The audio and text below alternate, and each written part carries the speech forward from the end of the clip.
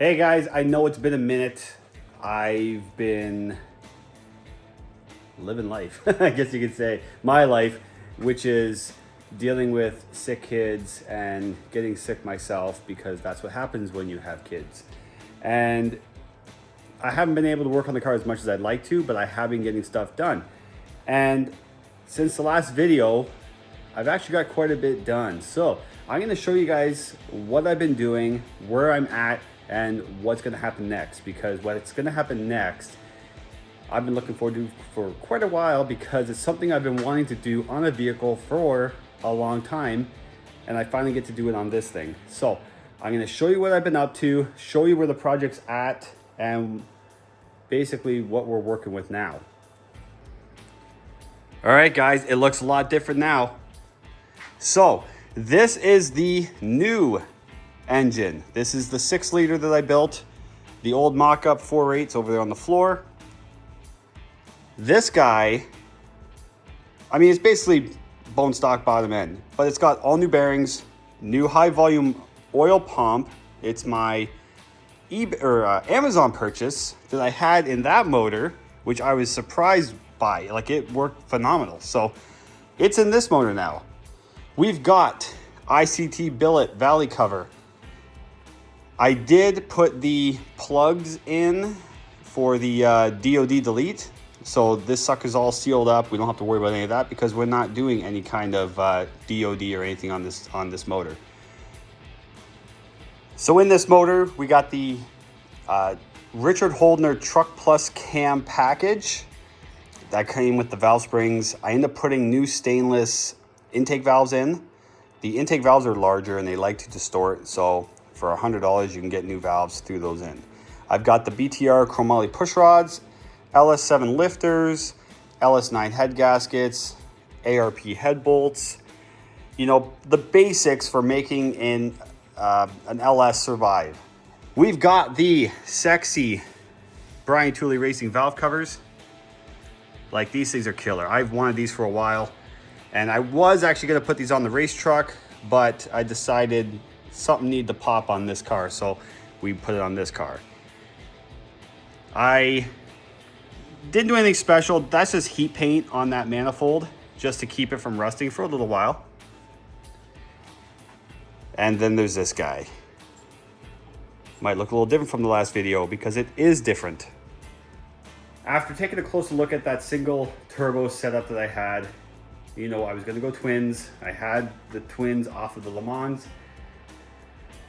It wouldn't work very well for a single because the backside housing on the that turbo I was mocking up was too small. I mean, it was a 68 AR, like, it was tiny. It was fine if you had two of them, but trying to shove 8 cylinders worth of air through one, it was gonna choke the motor out substantially. So I upgraded. Now it's not a massive upgrade, but it is an upgrade. That was a 72 mil with a 68 AR backside. This is a 76 mil with a 96 AR backside. So it can breathe a little bit better.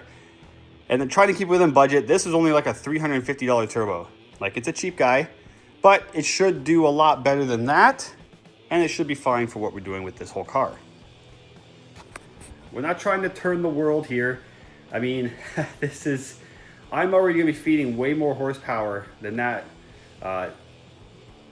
sad little rear end can handle. Like, it's, I am a little concerned about it. So I'm not going for quadruple digits with this one. We wanna keep it fun, but we gotta keep it within reality too, right? Like, I will probably have to figure out something about the rear end to upgrade it somehow. But for now, it needs to survive for a little while. So I don't want to go too crazy. And we want to keep it within budget. So cheap turbo.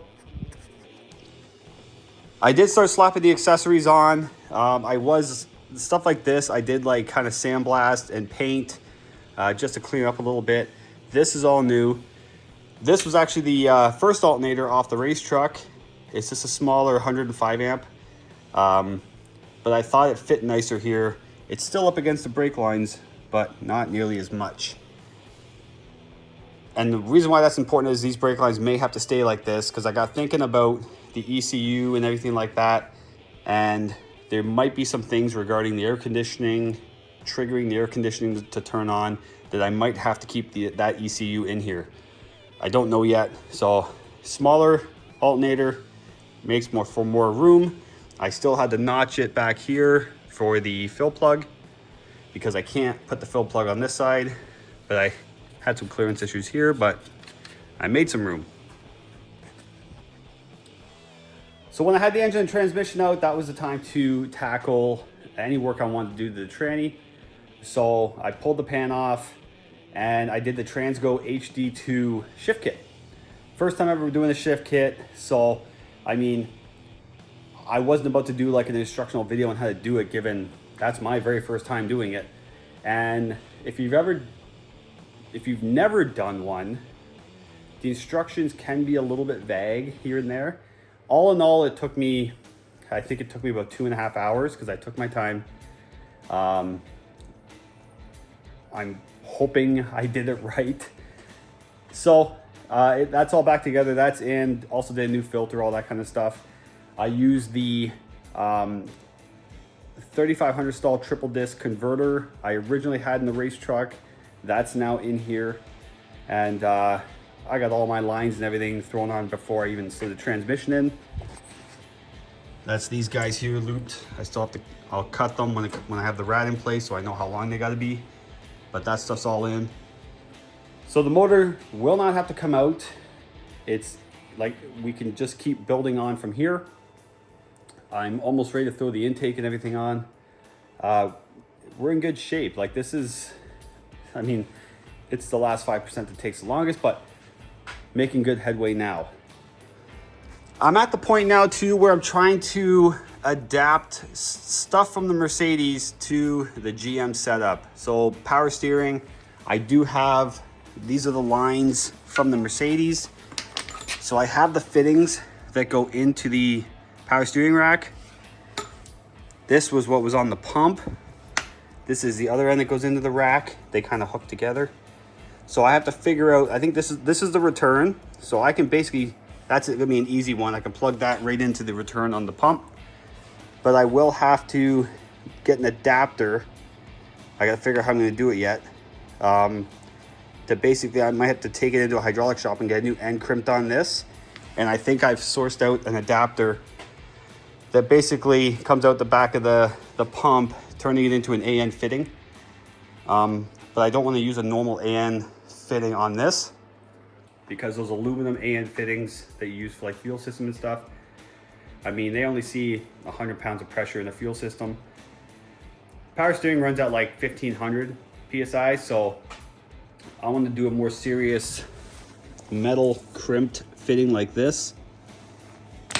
But I think I can make these pieces work. Now, the fuel tank is all ready to go. My son and I dropped the tank out. We pulled out the stock fuel pump, which was basically a Walboro setup. And I grabbed a Walboro 525, which a lot of people know as a Hellcat pump. And we basically slammed that in there. So tank's all back together. The pump's on this side.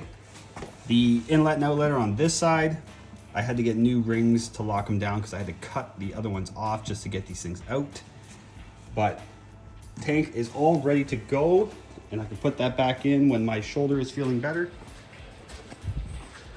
The joys of getting old when you wake up and you're just can't move. So I can't move my shoulder right now. This is about as high as I can lift it. So I'll wait for a time where I'm feeling better, or when I have some help to get that. It's not heavy, but it's just kind of awkward. So I'll get that thing slammed back up in place. Then I can do my temporary drive shaft.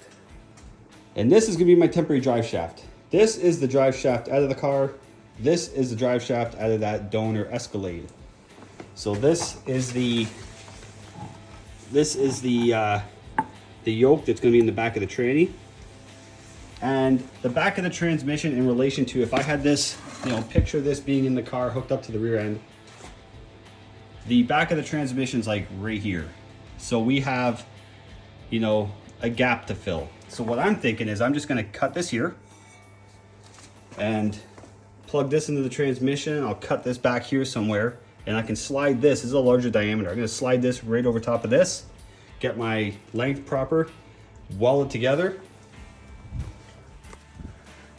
And then I can take that whole assembly to the drive shaft shop to show them what I'm working with and see what they recommend, whether I gotta stick with this 2-piece kind of setup, or if a length that long can be done in a 1-piece, maybe in aluminum, I don't know. But I figure if I brought them something, you know, visual, they can measure it, they can see what I'm working with, they see it has a hanger bearing.